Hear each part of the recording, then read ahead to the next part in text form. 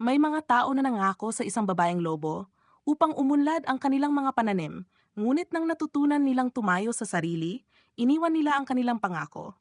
Nagsisimula ang kwento kay Lawrence, isang mangangalakal na dumaan sa isang checkpoint ng karwahe. Sinabihan siyang lahat ay tensyonado roon dahil sa isang paganong pista na gaganapin. Habang nakikipag-usap siya sa mga tao sa nayon, hinanap niya si Chloe, ang kanyang alagad. Natagpuan niya itong naglalabas ng trigo, gaya ng tradisyon ng buong nayon, at siya ang huling gumagawa nito. Ayon sa kasabihan, ang huling maglalabas ng trigo ang siyang makakahuli sa ani at sa babaeng lobo. Umalis ang mga ngalakal at sa kalagitnaan ng gabi, habang siya ay magpapahinga, napansin niyang sa kanyang mga paninda ay may isang magandang babae na natutulog. Nang makita niya itong mabuti, napansin niyang may tenga ng lobo. Nang makita siya ng babae, ipinagtapat nitong siya si Holo, ang diyosang lobo ng ani. Hiniling niyang sumama sa kanya sa mga paglalakbay ng pagbebenta at pinag-isipan niya ito, ngunit hiniling niyang patunayan kung sino siya talaga. Nang magbago siya sa kanyang tunay na anyo, natakot si Lawrence at siya ay tumakas sa gitna ng kagubatan. Nang siya ay nagkubli sa isang inn, lumapit si Chloe upang makipagkita at inanyayahan siyang lumabas upang uminom ng alak. Iminungkahi niyang magtayo sila ng malaking tindahan, ngunit sinabi niyang delikado ito at tumanggi siya. Nang bumalik si Lawrence sa kanyang inn, natagpuan niya si Holo sa tabi ng kanyang higaan. Sinabi nitong ang trigo ang nagbibigay sa kanya ng kakayahang gumalaw, lumabas sa kanyang orihinal na anyo at bumalik muli bilang tao. Habang nag-usap sila, ikinuwento ni Holo kung paanong sinisi siya ng mga taga na yon sa paghinto ng ani. Nang makita nila ang kasaganaan na kanyang dinulot, hindi nila pinahinga ang lupa, kaya naging patagilid at paunti-unti ang pagtubo ng mga pananim. Sinisi nila siya bilang mapaglaro at pabago-bago, nagpapatawad kapag gusto lamang, samantalang ito ay bahagi lang ng kalikasan ng lupa. Naantig si Lawrence sa mga kwento ni Holo at nagpa siyang umalis, iniwan si Chloe sa nayon at sinamahan ni Holo. Nagnakaw pa siya ng magagandang damit upang makapagbihis ang mga ngalakal at ang babaeng lobo. Dumating sila sa isang simbahan upang humingi ng silong mula sa malakas na ulan. Pagkatapos matuyo at makapagpalit ng damit, umupo silang makipag-usap sa lahat ng tao roon. Nakagawa ng kasunduan si Lawrence sa isa sa mga kalalakihan na kanyang nakausap at matapos maisara ang kasunduan, lumapit ang isang bagitong mangangalakal na si Zelin upang purihin ang galing ni Lawrence sa negosyo. Sinabi niyang mayroon siyang napakahalagang impormasyon tungkol sa pagbabago ng halaga ng isang partikular na pera na magbibigay ng malaking kita sa sinumang nakaalam nito. Nais niyang ipagpalit ang impormasyon kapalit ng pera at komisyon. Nang sila ay nag-iisa, binalaan siya ni Holo na gamit ang kanyang kakayahan bilang lobo, nakikita niyang nagsisinungaling ang binata at mag-ingat sa negosyong inalok. Ngunit ang hindi malinaw sa kanila ay ang dahilan. Bago umalis, sinabi ni Zelin na hanapin siya sa isang bar sa kalapit na bayan upang isara ang kasunduan. Naglakad silang dalawa sa magkaibang daan patungo roon habang nagbibiro tungkol sa mga lobo. Nagbiro si Holo na kumakain ng tao ang mga lobo upang nakawin ang kanilang talino, ngunit ito ay nagbukas ng malungkot na alaala kay Lawrence, kaya agad niyang tinapos ang usapan.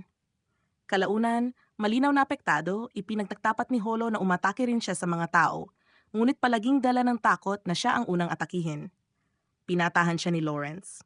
Pagkaraan ng mahabang paglalakbay, nakarating sila sa isang lungsod pantalan.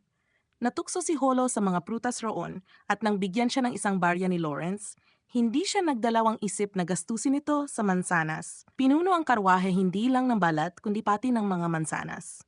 Dumating sila sa harap ng isang malaking bahay.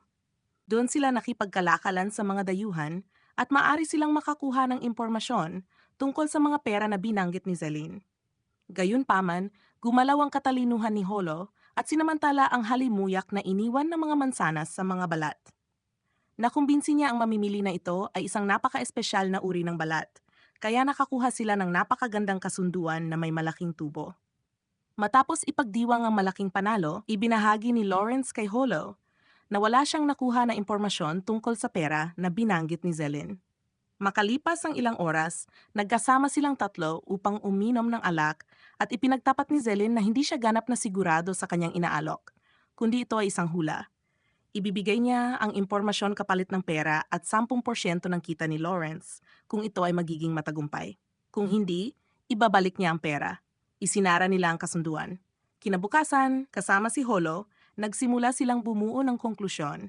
Nang malaman nila kung alin ang perang tataas ang halaga ayon kay Zelin, pumunta sila sa pantalan kasama ang kaibigan ni Lawrence na siyang tagapangalakal para sa palitan ng pera.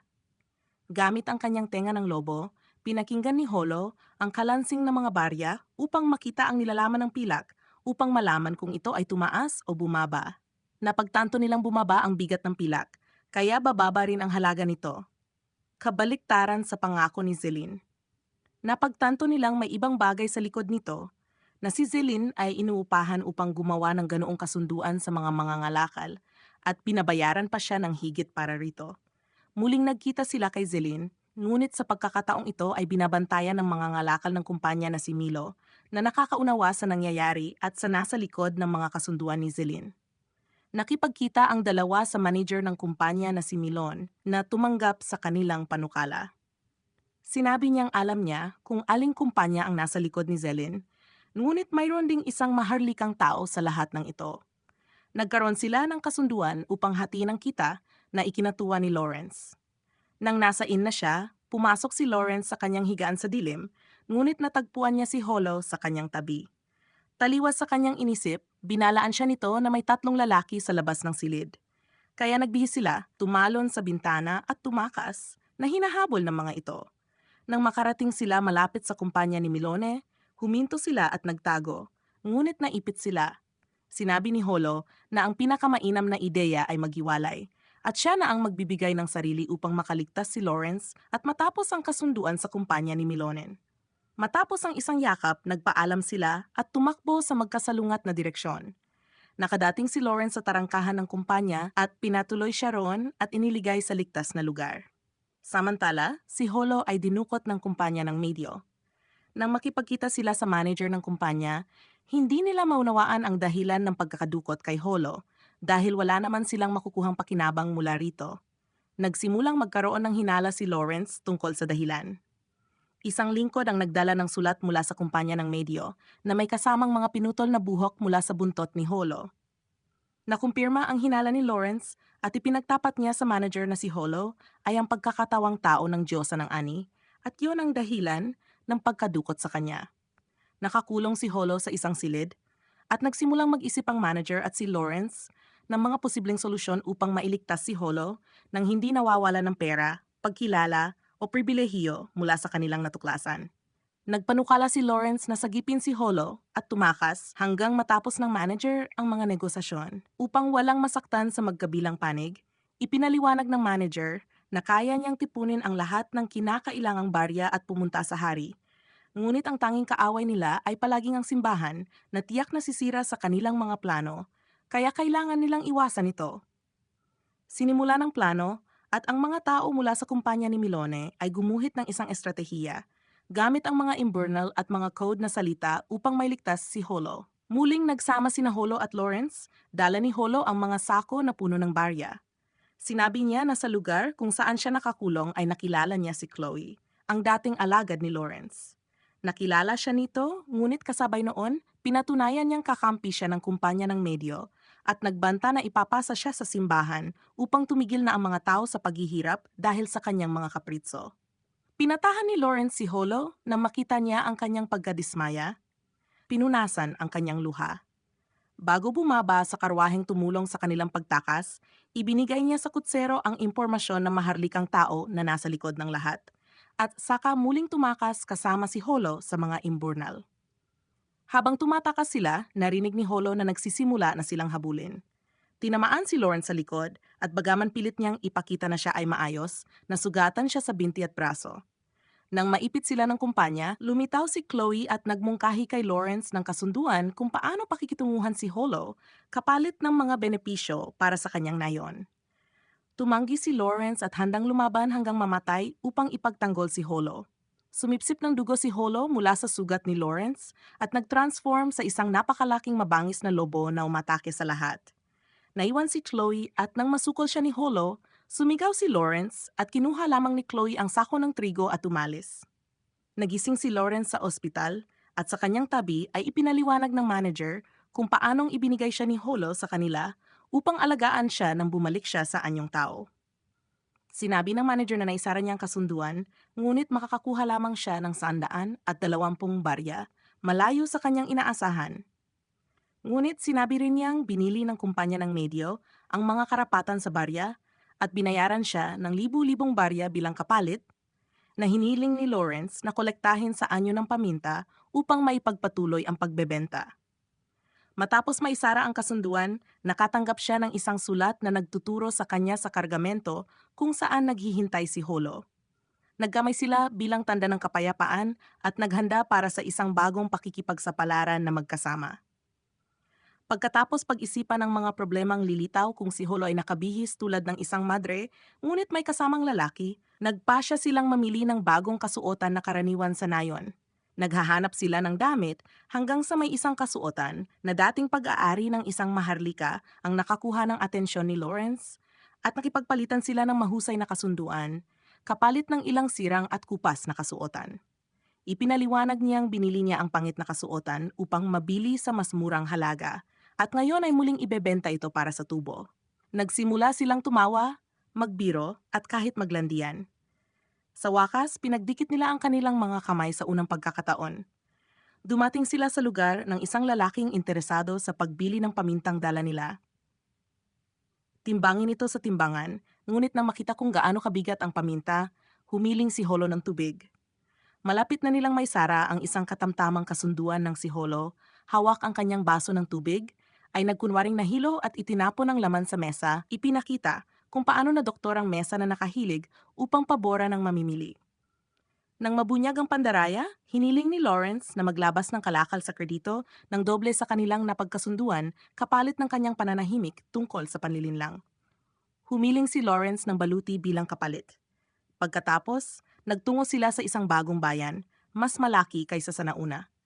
Sa kalagitnaan ng daan, nakatagpo sila ng isang napakagandang pastora. Nakakuha si Holo ng isang mapanuyang tingin, hiningi ng pastora kay Lawrence na kunin siya bilang kasama. Sinabi niyang mahusay siyang manakot ng mga lobo at nais niyang samahan sila papunta sa bayan na gusto nilang puntahan. Kinausap ni Lawrence si Holo tungkol sa galing ng pastora at kinuha nila ito para sa 2 araw na paglalakbay. Sa kanilang usapan, ipinakita ni Nora, ang pastora, ang kanyang pagkainis sa kanyang amo na kabilang sa simbahan at kinausap siya ni Lawrence tungkol sa pagkakaroon ng bagong amo, ngunit hindi siya sumagot. Nagpasya si Lawrence na humingi ng tulong sa kanyang guild, kaya iniwan niya si Holo sa labas at siya ay pumasok sa gusali. Matapos ang mainit na pagbati, ikinuwento ni Lawrence kung paano siya nakarating sa lugar. Binalaan siya ng pinuno ng guild na huwag siyang ma-in-love sa lokal na pastor dahil kahina-hinala ito sa simbahan. Nilagdaan ng pinuno ng guild ang sertipiko upang makapagbenta si Lawrence ng mga paninda. Dumating sila sa harap ng kumpanya ng Ramirez kung saan sinalubong siya ng mga taong may pagkapuot at nang subukan niyang ibenta ang mga baluti ay inakusahan siyang bangkarot dahil walang silbi ang mga baluti sapagkat walang giyera na mangyayari roon. Nakipagkita si Lawrence sa pinuno ng kumpanya na nagbigay sa kanya ng 2 araw upang ayusin ang kanyang utang. Nagpa siyang magsimulang humiram si Lawrence ng pera, ngunit lahat ay tumanggi at habang dumarami ang pagtanggi, lalo siyang nawalan ng pag-asa. Umabot siya sa puntong nasigawan si Holo, ngunit sa kabila ng kanyang pagsisisi, ay iniwan siya nito. Dumating si Lawrence sa inn na may 3 baryang kanyang nakolekta at iniwan ito kay Holo upang kapag siya ay nahuli, makakatakas ito. Ngunit habang umaalis siya, tumama ang supot ng barya sa kanyang ulo at mula sa bintana ng inn ay inutusan siya ni Holo na bumalik. Matapos ang mahabang pagtatalo, paghingi ng tawad at tawanan, nagtagpo sila sa isang tavern kung saan ipinagtapat ni Holo ang illegal na plano na ginawa niya upang makakuha ng mga barya. Lumitaw sina Lawrence at Holo sa harap ng pinuno ng kumpanya upang imungkahi na kunin ng pastora upang magpuslit ng ginto gamit ang kanyang kahusayan upang mabayaran ang kanilang utang. Tinanggap ng pinuno ang alok at nagkita sina Holo at Lawrence kay Nora at dinala siya upang uminom kasama nila upang sabihin ang tungkol sa bagong trabaho. Naging tapat sila sa kanya at ipinaliwanag ang plano na itago ang ginto sa kanyang mga tupa upang kumita para sa lahat. Tinanggap ni Nora ang kasunduan. Umalis ang buong grupo patungo sa lugar kung saan itinago ng simbahan ang mga gold bar. Nagsimula ang pinakamahirap na paglalakbay sa kagubatang puno ng mga lobo. Sa kalagitnaan ng gabi, habang nagpapahinga ang lahat, sila ay pinagbantaan ng mga lobo na bumabalot mula sa anino, ngunit lumipas ang panganib at kinabukasan ay nakapagpatuloy sila sa paglalakbay. Nang makarating sila sa harap ng lungsod, ang lalaking kasama nila ay pumasok upang makipagnegosyo, habang sina Nora, Lawrence at Holo ay naghintay sa labas ng lungsod na nakaupo sa isang burol. Nang siya ay bumalik, dala niya ang isang supot na puno ng ginto. Nang sila ay bumalik, dumaan sila sa isang malabong kalsada, kaya kinailangan nilang magmadali upang maiwasang atakihin ng mga lobo. May isang lobo na nagtangkang umatake kay Lawrence, ngunit isang tingin mula kay Holo at isang salitang lumayo ay sapat na upang paatrasin ito. Isang malakas na alulong ang narinig mula sa isang napakalaking lobo na nagpatalilis sa lahat. Nagpaalam sina Lawrence at Holo sa iba at nanatili sa lugar. Sinabi ni Holo na hindi karaniwang mga lobo ang mga iyon at naghanda siya para sa isang laban. Pinalibutan si Holo ng mga lobo at ng malaking lobo. Sa kabilang banda, nagpatuloy si Lawrence sa kanyang daan hanggang sa lumitaw ang kumpanya, tila ba para tulungan siya, ngunit sa halip ay binugbog siya. Iginapos at sinabing kailangan na siyang tapusin dahil sa takot na bumagsak ang negosyo at sinubukan nilang suhulan ang kanilang pinuno. Wakas. Salamat sa panood. Paki-like, subscribe at i-click ang bell icon upang makatanggap ng mga bagong anime recap.